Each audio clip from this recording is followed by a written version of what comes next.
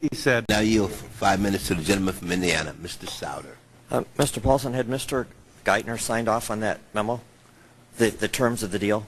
What would you say? In other words, you were just about to transition between Treasury secretaries. Had Mr. Geithner or the incoming administration signed off on the tentative terms?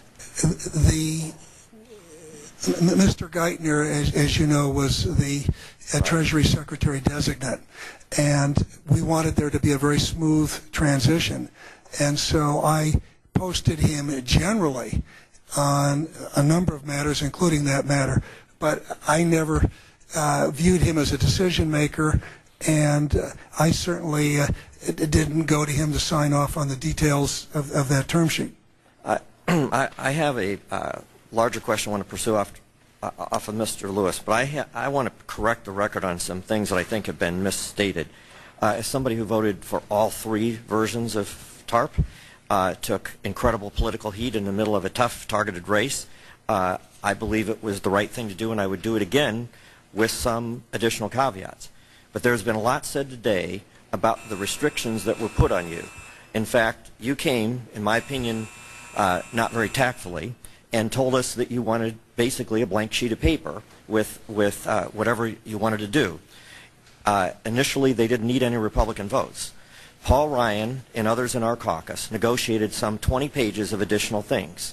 But the bottom line is that we left there, or the Secretary of Treasury and those responsible can do whatever they think they need to do. Now, we can try to pass blame, we can try to say whatever we want, and in the future we probably need to tie it down more.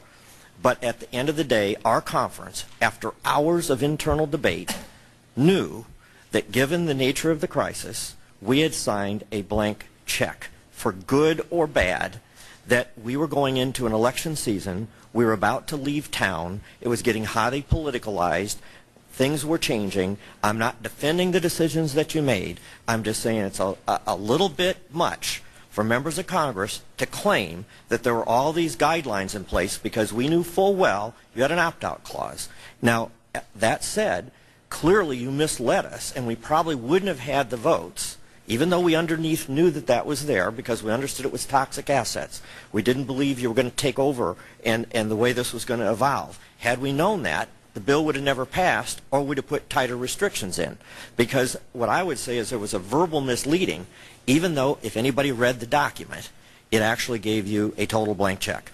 Now, I would also say, I don't understand where people are saying that we weren't in a crisis. Every 48 hours for 3 months, somebody was calling me, telling me a bank was either calling their revolving loan, the mark-to-market was tightening up their assets, so the banks were having their assets drop, people who were never late in their history, people didn't know how to get their payroll dollars, major corporations in this country were having to borrow overseas from third world countries in order to meet their payroll, and that I don't know where it would have gone. I represent a district that is the highest unemployment in the United States, that I have Elkhart County has been first in unemployment all the way through. But they're 57% manufacturing. They're 17.6% right now unemployment. We were headed to a lot more than we are now. I'm not necessarily happy with everything that's happening, but it could have been a lot worse. I don't know how catastrophic, but in fact it's relatively stabilized.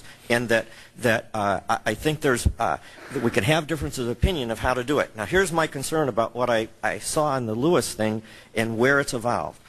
When you intimidated, at the very least, Mr. Lewis, into saying the government's going to do it. Somewhere in here we went from toxic assets and loans, and your stated goal to us was we didn't want the government micromanaging and directing.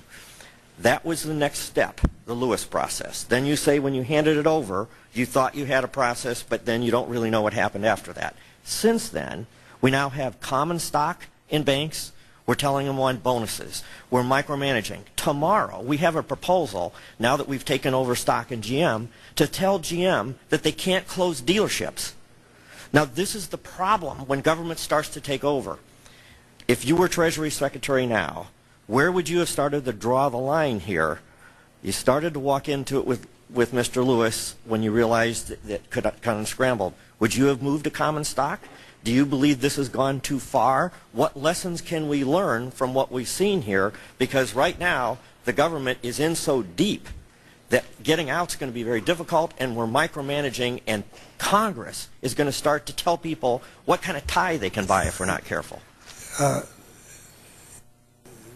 To me, that's the right question. And one of the things that was most difficult for me is I came to the job believing totally, and I still do, in markets and free enterprise and not wanting to see government overly involved. And so I was forced to make some decisions which were very objectionable, but they were better than the alternative. And I thought the decisions we made were going to ultimately help to preserve the markets. So I think the key question is not only how do you get into these programs, but what's the right exit strategy?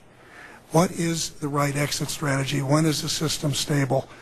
And when do we get out?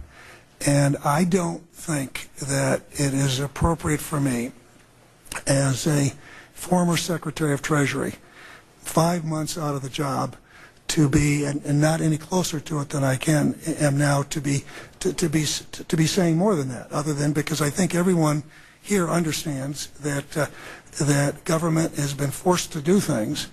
I think forced to do things by not only a unprecedented crisis, but forced to do things because we didn't have the tools we needed. There were not wind down authorities. There was nothing to deal with the failure of a large non-banking institution other than the bankruptcy process. There was and we had a really outdated regulatory system. It's fair to say that even under great pressure, you didn't take common stock. Yeah. Yeah, we got a reason. Yeah, I did not. Let me, the gentleman's time has expired, and let me just do a little housekeeping here. We have 7 votes on the floor, so the committee will recess until 1:30. We'll return back at 1:30. Huh?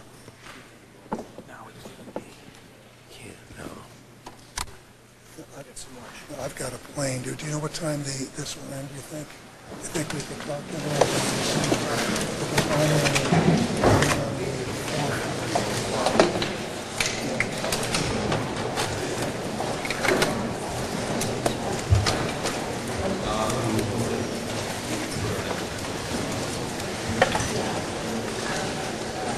Hi, Danny. So